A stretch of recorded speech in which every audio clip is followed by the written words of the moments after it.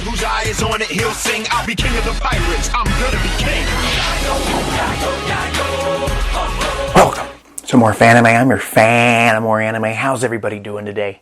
Today, I want to talk about where is Blackbeard? What is Blackbeard doing? Why is Blackbeard? Yes, Blackbeard, or Marshall D. Teach from the One Piece series, has been, missing in action for a while now. Last time we saw him, he was recruiting Gecko Moria. Possibly. He was about to leave his island that was once inhabited by the Rocks pirates. So, what's he gonna do? What is Blackbeard been up to during this fight with the Yonko? Where is he now? I mean, he might have shown up at the Reverie, but I think we would have heard about it in the newspaper, so that's easily eliminated unless it was hidden, or unless he did it very secret-like. But it's kind of hard to walk around when you look like Blackbeard and the rest of his crew. They're kind of noticeable, unless they have, the invisible fruit, which one of the members do, so maybe she could have infiltrated... Wait, not she. No, it was Shiryu that has that one, right. But, now that I remember quite well,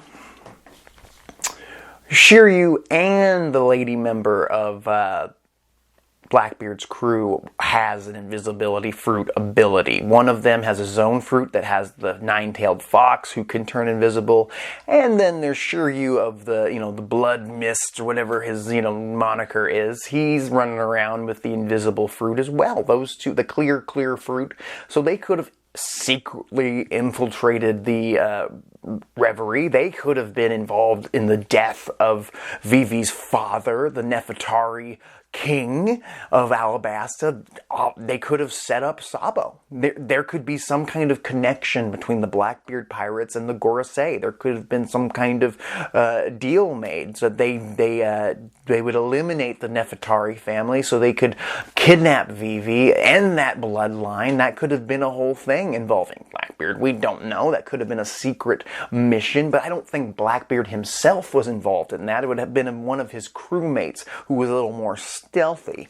Not him. Blackbeard is obviously going to be one of the end game antagonists in the series. He is one of the most, I would say he's one of the greatest villains in Shonen Jump history. I said it. And it's crazy that his nickname is Blackbeard. I mean, Blackbeard is a real person from historical history, and Oda, such as a big fan of pirates and pirate lore, made one of the main villains Blackbeard. Makes ton of sense. And not only that, Marshall D. Teach has the will of D behind him. He is essentially the dark side of the coin, the other side of the coin of Luffy. They both want to be king of the pirates, right? That's true. He's doing it in a different way. He's gathered a great crew. He had a plan. He succeeded back at Marineford. He could have lost. I mean, a lot of his stuff is luck, but so is Luffy's. A lot of Luffy's big wins involved luck and grit and determination, and that's kind of Blackbeard's MO. He's about living his dream. A man's dream never dies, as he said back at Jaya. Back at Jaya, Blackbeard made his debut. We got to see that he is the opposite of Luffy, but at the same time, he wants to follow his dream. Blackbeard is a total mystery to me and the rest of the One Piece community. And he's probably got the most answers for us. There's good chance that he's related to the Rocks pirates in some way, that he's related to Shanks in some way. Shanks is just as big as a big of mystery as Blackbeard, but I would say Blackbeard's even more so a mystery in this series. We've only got to see him pull off a few badass maneuvers, like becoming Shishibukai, a warlord, just to fuck over the world government, just to find a massive badass crew full of big bounties. Blackbeard was part of Whitebeard's crew for most of his youth. He joined as an orphan, from what I know. He hid away as part of that crew for many, many, many years. And he had a plan. He was looking for a certain devil fruit, the strongest Logia devil fruit, the darkness fruit. Is it Logia? I believe it's a Logia, because he is a darkness man, and it's the strongest Logia. And the Logia, in a lot of ways, is considered the strongest of the three kinds of devil fruits. He does have the power of darkness. He defeated Ace, who was no slouch. I'm sure Ace was as strong as maybe Luffy is now, outside of his Gear 4 and 5 states. Maybe. Ace was a strong guy. I mean, he has his own little backstory manga that I haven't read, but from what I've heard, he was stronger than we got to see. He had the power of Haki, we just didn't get to see it. It just wasn't developed yet in the story yet, but he did have those abilities. Ace was a strong yay, and Blackbeard took him down. 3 times skip. Blackbeard and his crew finished off Whitebeard. Blackbeard technically took out a Yonko in a, skeezy way. He didn't do it the honorable way, but Blackbeard's a pirate. Why would he do it the honorable way? Regardless of that, I do believe with help from his crew, he also took down Ace, and I'm sure in the last 2 years, he's, maybe consumed multiple devil fruits, the strongest devil fruits in the world. We don't know. He might have more than just the 2 devil fruit powers he has now. And he left his island, the pirate island of his, to do something very important. Did Gecko Moria join his crew? I'm going to assume yes. I can't imagine Oda was going to kill Gecko Moria off panel. He could have, maybe. And then maybe Blackbeard would take that devil fruit ability. That ability, the shadow fruit that Gecko Moria has, would be kind of interesting in somebody like Burgess, who was unable to obtain the flame fruit at Dressrosa. Burgess is the top diggity dog to Blackbeard. He's his first crewmate, I believe. There's a reason he's the first Titanic captain, and not Shiryu, who I think is stronger than Burgess, possibly. I don't think it matters in power. You're, out of the Titanic captains, it's just who Blackbeard likes more, I think. But he's got a hell of a crew, and even somebody like Aokiji has joined the Blackbeard Pirates. Is it going to be permanent? We don't know. I don't know. But if Blackbeard was able to persuade somebody like Aokiji, a very smart man, a very powerful man, it tells me that Aokiji by himself was not strong enough to take out Blackbeard. Because if Aokiji really wanted to take out Blackbeard, and he's as strong as he thinks he is, or we think Aokiji is, I think he's probably very powerful. He went head-to-head with Akainu, another major antagonist in this story. There's a good chance that Aokiji is one of the strongest characters currently alive in the One Piece universe, and Blackbeard is his captain currently. Yes, you could say that Aokiji is playing the long game like Blackbeard. He's tricking Blackbeard, but Blackbeard ain't no idiot. Blackbeard has a very powerful crew behind him, and maybe that's the reason that Aokiji just didn't go head first and try to kill Blackbeard. Marshall D. Teach ain't a dumbass like he comes off sometimes to be. I think that he's smarter than he lets us know as the fans. At least Oda lets us know, because look what he pulled off at Marineford. Look what he pulled off at Impel Down. Yes, you could say a lot of that was luck, and yes, it probably was, but it seemed like a hell of a plan. Join the world government using somebody like Ace or Luffy, who are causing the world government problems, to become a warlord, which you could just stop there if he wanted to. He could have stopped there and had a great life. Just like Crocodile did for a hot minute, just like Doflamingo did. He could have used the world government to take over a territory and just sat on his fat ass. But obviously someone like Whitebeard might come take him out. So he had a bigger plan. He thought in 9 dimensions. He was all the way at the end game to not only take out his former captain, Whitebeard, who was a major threat to him, become a warlord without him ever getting an official bounty before that. Now he has one of the highest bounties in the entire series, which I don't remember off the top of my head, and I don't plan to learn it.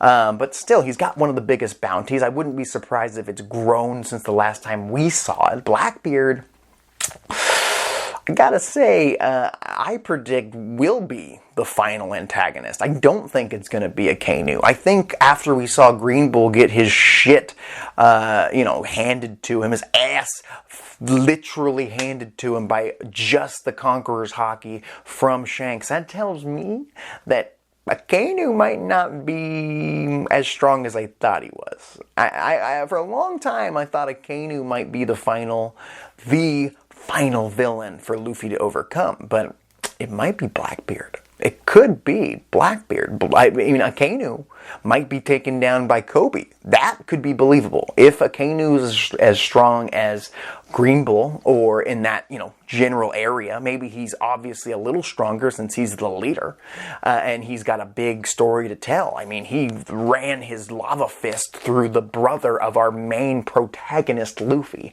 He's gonna have some, words with Luffy or Sabo. Sabo, another guy. Duh. Sabo would be a perfect person to take out Akainu. And then Luffy can take out Blackbeard.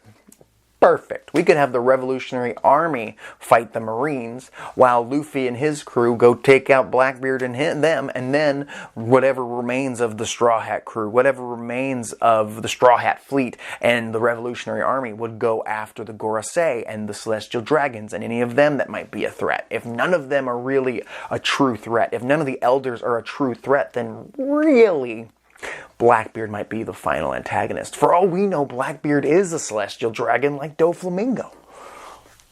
Big brain? That's me thinking in the big brain hole. I'm thinking Blackbeard becoming a celestial dragon later in life would make sense if he pays them off, or he proves to be such a threat to the world government that he says, you make me one of you, or I'm going to overthrow the world government. And he, takes it. Like Luffy would not take that deal. He would not become a celestial dragon and become the king of his own territory or become an untouchable god. But Blackbeard, I could see doing that. I could see Blackbeard making it to the world government's doorstep. And he's got his Titanic captains with him, including Aokiji if he's really an official member of the Blackbeard crew. He's got a solid crew of titans behind him. He walks up to those stairs. He sees Imu and the Gorosei and the Celestial Dragons, and he wants to take them down and create a pirate world where everybody's free to do whatever the hell they want. Kind of like what Luffy wants, but in a more evil way. I could see Blackbeard doing that, taking out the defenses of the Gorosei. That could be what he's doing right now. He could be headed to the Red Line, to the elders, to the Marines. He could take, for all we know, the Marines, including Akainu, Kizaru, Green Bull, Fujitora, they could all be killed off screen by somebody like Blackbeard if Ichiro Oda wants to skip on by that. Ichiro Oda has skipped on by some big matches, some big fights, including Akainu versus Aokiji, including the Blackbeard Pirates versus the Whitebeard Pirates. I mean, Marco's still alive. He could still have a part to play with Blackbeard. Where is Marco gonna go next? What is he gonna do? Is he gonna go after Blackbeard? Is he gonna be the next big fight that we never got to see? I mean, in a lot of ways, you could say that Marco might be somewhat close to Blackbeard's fighting skill ability. I'm not even exactly sure how strong Marco is at this point. I didn't do a whole ton other than hold Queen and King at bay. He was not about going after Kaido or any of that. And obviously, him and his crew got their asses handed to him by Blackbeard off screen. I mean, now that I think about it, maybe Gecko Moria did join their crew, because we haven't seen or heard of Diamond Juzo from the Whitebeard crew. So, like I said, Blackbeard's a hunter.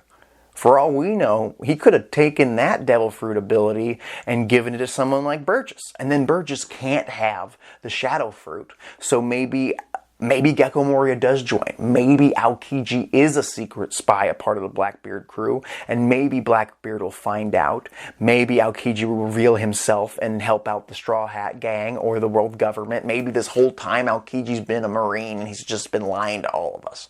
I don't know. Either way, Gecko Moria would be a good member of the Titanic Captains. Number 10. Weakest member of the Titanic Captains, but he's got a crazy overpowered devil fruit to create an army of zombies. Perfect for someone like Blackbeard who needs numbers. Just to take out the fodder opponents, the weak Marines, the weak pirates that try to oppose him.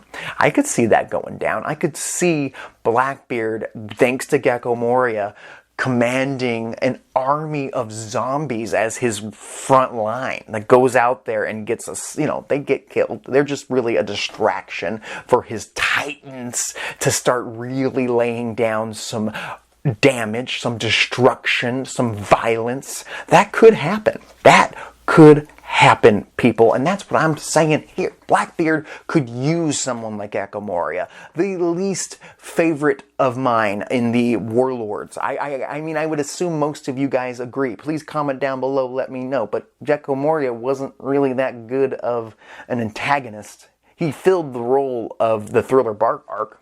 But really, if we never saw him again after that, I'd be fine with it. The fact that he's still involved in the story in some way is not that big of a deal to me. I'm more interested in what Perona's doing. I know that she's out there looking for Gecko Moria. What if Perona has joined? What if she has rejoined with Gecko Moria, who also joined the Blackbeard Pirates? Perona could become another villain, another character who could easily be used in a great way for someone like Blackbeard, using the Negati Ghost to take out the weak-minded. I mean, she was able to do that to people like Zoro and Luffy. She was able to affect some strong opponents with that. The only person she couldn't get was Usopp. But I can't imagine her turning on us at this point, even for someone she cares about like Gecko Moria. I could see Gecko Moria having a choice. Like, she shows up and says, "Hey, Gecko Moria, you're alive. I'm here for you. I'm here to help you. Let's go. I have a friend. His name's Hawkeye Mihawk. He'll protect us. Come on.